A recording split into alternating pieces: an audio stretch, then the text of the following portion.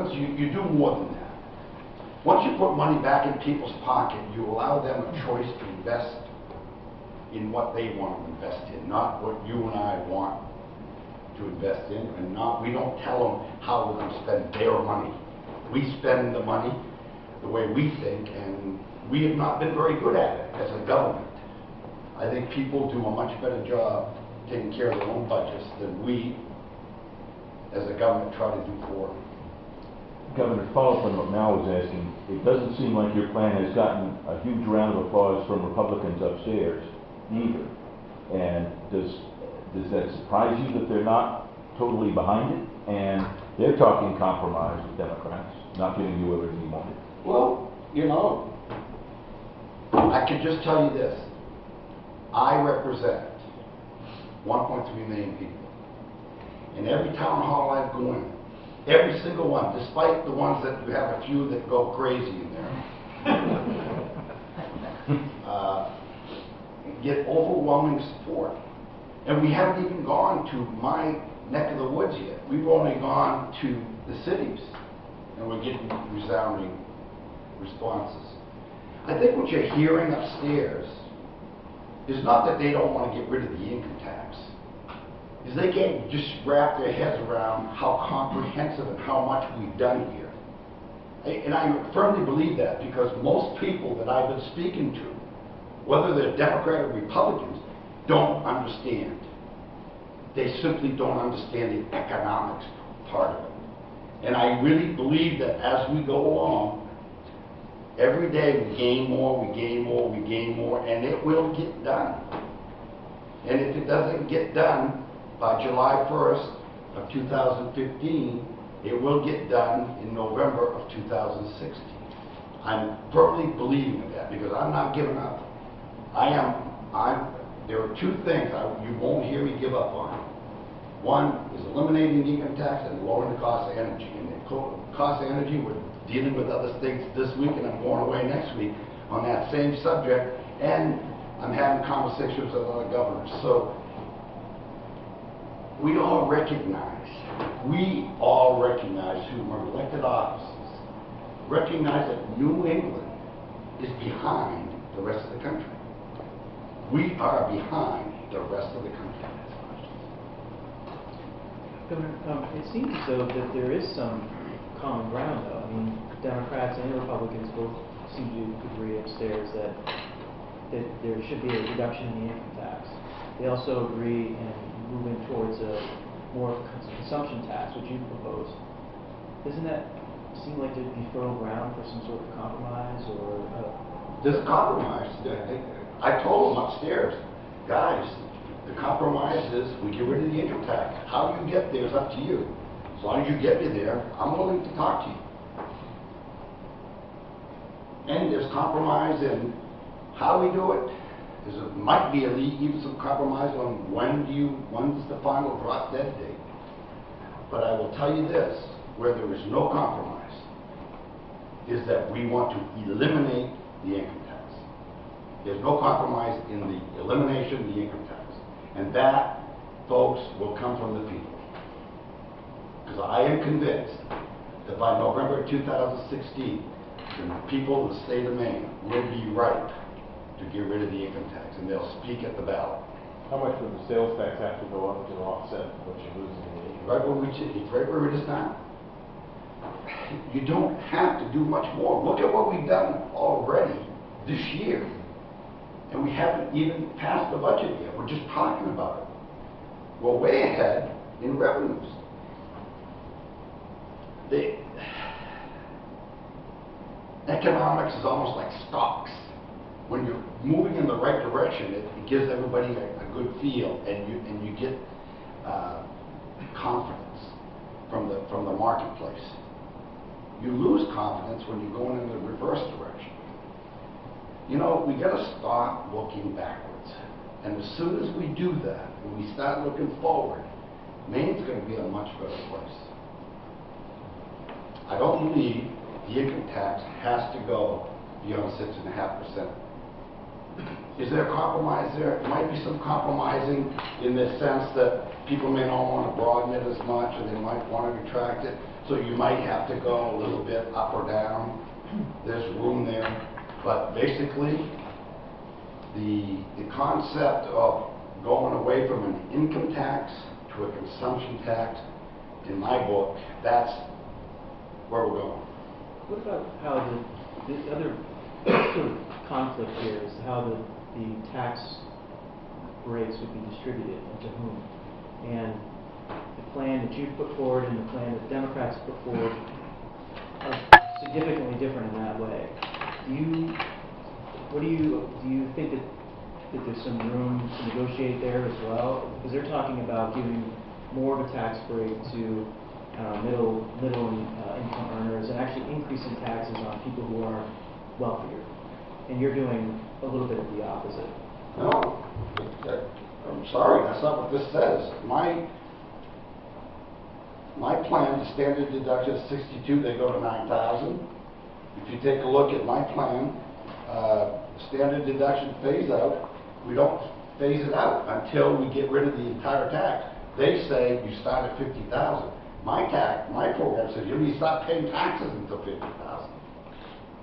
So I'm not sure I understand. What you're saying is I'm lowering the overall tax to 2 brackets. They're keeping the higher up.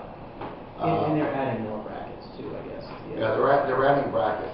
What they're doing, the difference between my plan and their plan is they're playing with the numbers, and I am outright saying to you right here, I want to eliminate the income tax.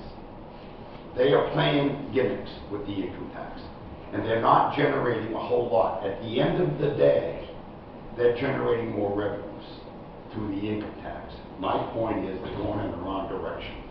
If you want to generate more revenues, let's use one of the other tools. There are many other tools that nobody's talked about, and I'm not going to do their homework for them. Governor, how much are you engaged, if at all, with Democratic leadership on this? Or how much will you? Look, like I've told you before, Don, and I guess this is where we disagree. There are 3 equal but separate branches of government. I sell my case to the Maine people. That's where I do my work. Then I work with the Republican leadership and tell them what I want to do. They go up and they work in the legislative halls and they do all the negotiating. They work with the lobbyists, and I can't stand lobbyists, so I don't work with them. I don't. I'm serious. I don't like lobbyists. You know, ALEC de Tocqueville in 1832, Democracy in America. Have you read it? Long time. And one of the 2 things he said in that book, that the model, the American model, would be taken over by lawyers and lobbyists. He said that in 1832. So I learned a good lesson. Don't get involved with the lobbyists, and only lawyers when you need one.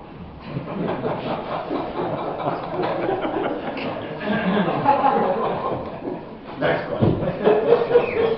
Governor, to what extent do you think that state government itself will have to shrink in order to accommodate your income tax? We haven't heard a lot from you about how you would... I think quite frankly, I don't think state government needs to shrink as much as the state government needs to be more efficient and more effective.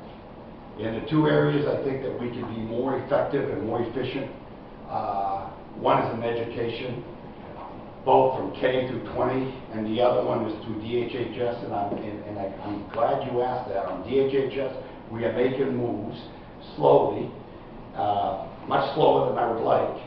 In the last 4 years, we've cut something like $600 million out of DHHS, and we've gone from #1 in the country as a welfare state to #3. So we are such an outlier when it comes to welfare. We're just an outlier.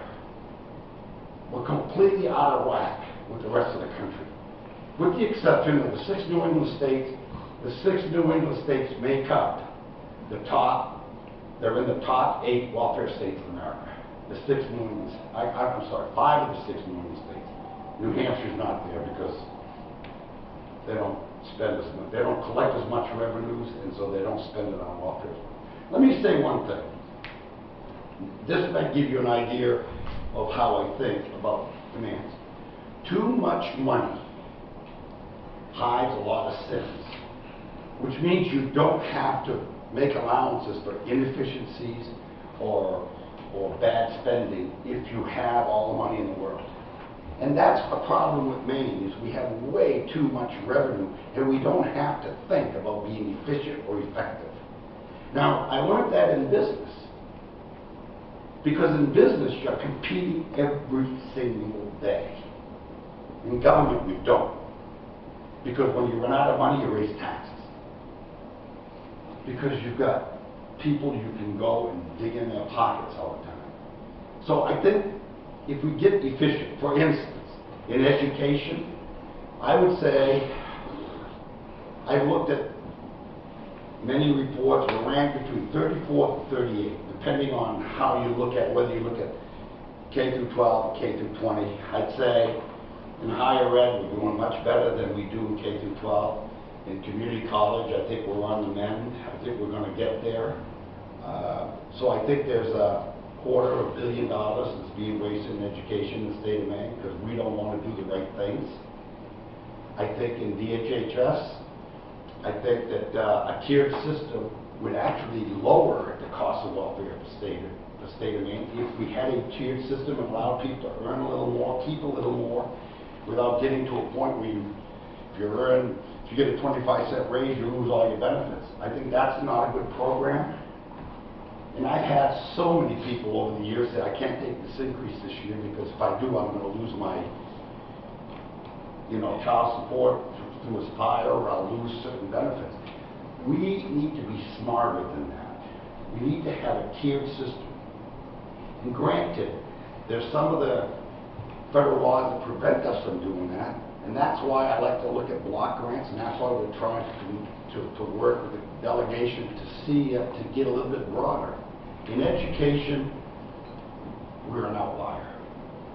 We're one of the states that has been refusing to use technology to its fullest. We think that giving somebody a laptop is using technology.